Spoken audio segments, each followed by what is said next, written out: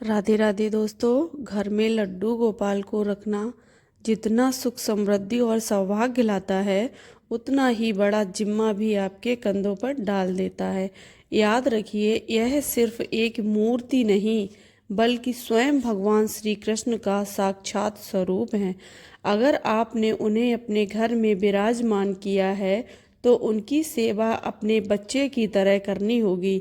जरा सी लापरवाही, जरा सी गलती, और वही लड्डू गोपाल जी जिनकी कृपा से जीवन में आनंद बरसता है, उनकी नाराजगी आपके घर की खुशियां तक छीन सकती है। कई लोग बिना जाने कुछ ऐसी भूल कर बैठते हैं जो न सिर्फ उनकी किस्मत को रोक देती है, बल्कि घर में अनजाने दुखों को बुला लेती है। आज हम आपको बताने जा रहे हैं वो गुप्त और बेहद अहम बातें जिन्हें हर भक्त को जरूर जानना चाहिए। और यकीन मानिए, जो आखिरी राज हम खोलने वाले हैं वो आपको हिला देगा। शायद आपने कभी सोचा भी ना होगा कि ऐसी भूल आपके घर में हो रही होगी। इसलिए वीडियो को अंत तक ध्यान से सुनिए, क्योंकि इसे देखने के बाद आपको और कहीं खोजने की ज़रूरत नहीं पड़ेगी। तो जल्दी से कमेंट में लिखिए जय लड्डू गोपाल की। और अब बढ़ते हैं उस रहस्य की ओर। पहले जानते हैं लड्डू गोपाल की दैनिक सेवा और पूजा के नियम। दोस्तों, घर में लड्डू गोपाल जी को विराजमान करना सिर्फ एक परंपरा नहीं है, बल्कि ये आपके जीवन में भगवान श्री कृष्ण को अपने ही परिवार के सदस्य की तरह जैसे रखते हैं। और जब भी कोई बच्चा घर आता है, तो उसकी देखभाल, उसकी सेवा कितने प्रेम और समर्पण से की जाती है, ठीक वैसे ही लड्डू गोपाल जी की सेवा करनी होती है। अब स्नान और श्रृंगार की बात करते हैं। हर दिन उनकी सेवा की शुरुआत स्नान से होती है। सुबह सुबह पंचामृत स्नान कराना मानो जैसे माँ अपने बच्चे को नहलाकर नए दिन के लिए तैयार करती है। दूध, दही, शहद, घी और गंगा जल से स्नान कराने के बाद जब आप उन्हें कोमल कपड़ों से पोंछकर मौसम के अनुसार वस्त्र पहनाते हैं, तो यह केवल श्रृंगार नहीं, बल्कि उनके प्रति आपका प्रेम और भक्ति है। साफ वस्त्र पहनाने के बाद माथे पर चंदन का तिलक, सिर पर मुकुट, कानों में बाली, हाथों में बांसुरी, कमर में करधनी और पैरों में नन्ही सी पायल। इस श्रृंगार के बाद जब आप गोपाल जी की ओर देखते हैं, तो लगता है जैसे स्वयं नंदलाल आपके आंगन में खेल रहे हों। भोग व्यवस्था कैसे करें? लड्डू गोपाल जी के दिनचर्या का सबसे महत्वपूर्ण हिस्सा है भोग। जिस तरह हम अपने बच्चे को समय पर भोजन कराते हैं, वैसे ही ठाकुर जी को भी दिन भर में 4 बार भोजन अर्पित करना चाहिए। प्रातःकाल सुबह 6 से 7 बजे दूध का भोग लगाएं। दोपहर 12 से 1 बजे माखन, मिश्री या हलवा खिलाएं। संध्या में 5 से 6 बजे फल, मेवा या हल्का नाश्ता दें। रात्रि 8 से 9 बजे दूध का भोग। और फिर शयन भोग लगाते समय ध्यान रहे कि यह सात्विक और शुद्ध होना चाहिए। प्याज और लहसुन का प्रयोग बिल्कुल ना करें।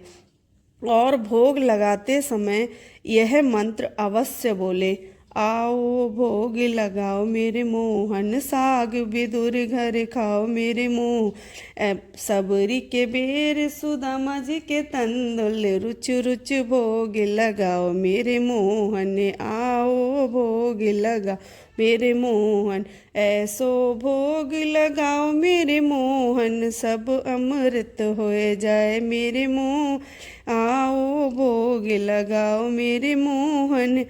यह मंत्र केवल अर्पण नहीं, बल्कि एक भाव है। हम तो बस आपके सेवक हैं। आरती और पूजा विधि का अब नियम समझते हैं। सुबह या शाम लड्डू गोपाल जी की आरती करना मानो घर के वातावरण को दिव्यता से भर देता है। दिन की शुरुआत आरती से होती है और अंत भी उसी से। तुलसी के पत्ते, ताजे फूल, धूप, दीप, ये सब जब आरती की थाली में सजते हैं तो लगता है जैसे पूरे घर में भगवान का आशीर्वाद उतर आया हो। और जब भजन कीर्तन की मधुर ध्वनि के साथ आरती की लौ टिमटिमाती है तो वातावरण में सिर्फ पवित्रता ही नहीं बल्कि आत्मा तक को छू लेने वाली शांति फैल जाती है। उस पर ऐसा अनुभव होता है मानो स्वयं नंदलाल आपके आंगन में नाच रहे हों। शयन व्यवस्था और रात्रि की सेवा। दिन भर सेवा करने के बाद रात को लड्डू गोपाल जी को सुलाना केवल एक परंपरा नहीं बल्कि प्रेम और देखभाल का सबसे सुंदर रूप है। इसे शयन क्रिया कहा जाता है। रात को सोने से पहले उनके भारी वस्त्रों को उतारकर हल्के और आरामदायक वस्त्र रात में पहनाएं। उनके लिए छोटा सा सुंदर बिस्तर सजाएं जिस पर मच्छरदानी हो ताकि नींद में कोई विघ्न ना आए। उनके पास एक छोटा सा पानी का पात्र रखें मानो जैसे आप अपने बच्चे की सुविधा का ध्यान रख रहे हों। उनकी प्यारी बांसुरी हमेशा उनके पास रखें ताकि उन्हें अपने प्रिय स्वर का साथ मिलता रहे। और सबसे भावुक पल होता है जब आप धीरे धीरे लोरी गाकर या नन्हे नन्हे पैरों की मालिश करके उन्हें सुनाते हैं। उस समय ऐसा लगता है जैसे आप केवल एक मूर्ति नहीं बल्कि साक्षात बाल गोपाल की सेवा कर रहे हों। महत्वपूर्ण सावधानियाँ जो जानना बहुत जरूरी है। लड्डू गोपाल जी की सेवा केवल श्रृंगार, भोग और आरती तक सीमित नहीं है। उनकी उपस्थिति में कुछ बातें हैं जिनका ध्यान रखना हर भक्त का कर्तव्य है, क्योंकि यह सेवा सिर्फ बाहरी नहीं बल्कि भीतर के भाव से जुड़ी होती है। न करने योग्य कार्य जल्दी सुबह न जगाएं। जैसे हम अपने छोटे बच्चे की नींद का सम्मान करते हैं वैसे ही लड्डू गोपाल जी की नींद का ध्यान रखना चाहिए। विशेषकर सर्दियों में उन्हें देर तक सोने दें। उनकी नींद में विघ्न ना डालें। उनके प्रति लापरवाही समझी जाती है। हर जगह न ले जाएं। गोपाल जी को शोर शराबे या अपवित्र स्थानों पर कभी न ले जाएं।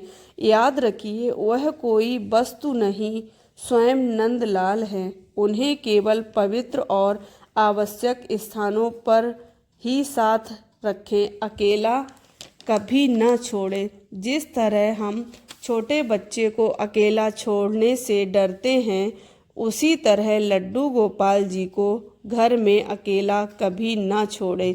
यदि लंबी यात्रा पर जा रहे हों तो उनकी सेवा किसी विश्वसनीय व्यक्ति को सौंपें। गंदे वातावरण से बचें। जहाँ लड्डू गोपाल विराजमान हो वह स्थान हमेशा स्वच्छ होना चाहिए। टूटी फूटी वस्तुएं या गंदगी पास में रखना अशुभ माना जाता है। इससे वातावरण सकारात्मक ऊर्जा कमज़ोर पड़ जाती है। घर में स्थापना के नियम। संख्या का नियम। घर में एक ही लड्डू गोपाल की मूर्ति रखना सर्वोत्तम है। यदि 2 मूर्तियां हों तो एक को लड्डू गोपाल और दूसरे को बलराम के रूप में पूजना चाहिए। इससे सेवा और भावनाओं में संतुलन बना रहता है। शुभ दिन लड्डू गोपाल जी को घर लाने का दिन भी बहुत महत्वपूर्ण होता है। जन्माष्टमी, एकादशी, पूर्णिमा या राधा अष्टमी जैसे पावन अवसर पर उन्हें घर लाना सबसे शुभ माना जाता है। इन दिनों की दिव्यता से आपका जीवन भी भगवान के आशीर्वाद से भर उठता है।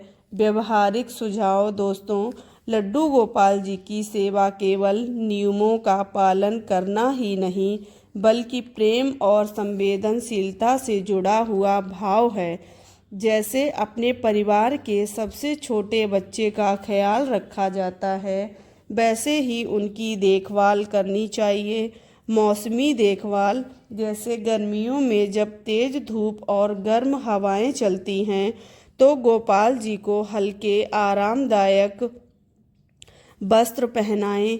भोग में ठंडी चीज़ें जैसे लस्सी, शरबत या फल का रस अर्पित करें। ध्यान रखें, दोपहर की तपती घड़ी में धूप और अगरबत्ती कम ही जलाएं, ताकि वातावरण हल्का और सुखद बना रहे। सर्दियों में जैसे हम बच्चों को गर्म कपड़े पहनाते हैं, वैसे ही गोपाल जी को ऊनी वस्त्र और गर्म बिस्तर की व्यवस्था दें।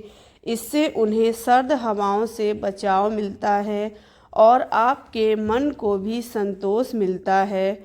आपने उनका पूरा ध्यान रखा। पारिवारिक सहयोग, लड्डू गोपाल की सेवा सबसे मधुर बनती है जब पूरा परिवार इसमें भाग ले। माता पिता से लेकर बच्चों तक हर कोई यदि थोड़ी सी भी सेवा करे, तो घर का वातावरण भक्ति और प्रेम से भर उठता है। छोटे बच्चों को भी इस सेवा में शामिल करें। उन्हें फूल चढ़ाने दें, धूप दिखाने दें या बस गोपाल जी के पास बैठने दें। इस छोटे से अभ्यास से उनके मन में भगवान के प्रति प्रेम और श्रद्धा हमेशा के लिए बस जाएगी। सेवा भाव ही सबसे बड़ा नियम है। नियम और समर्पण जरूरी है, लेकिन असली शक्ति आपके प्रेम और समर्पण में है। तो दोस्तों, अगर आपको हमारी ये वीडियो पसंद आए तो लाइक, शेयर, कमेंट, सब्सक्राइब जरूर करिएगा। और फिर मिलते हैं एक नई वीडियो के साथ। तब तक के लिए राधे।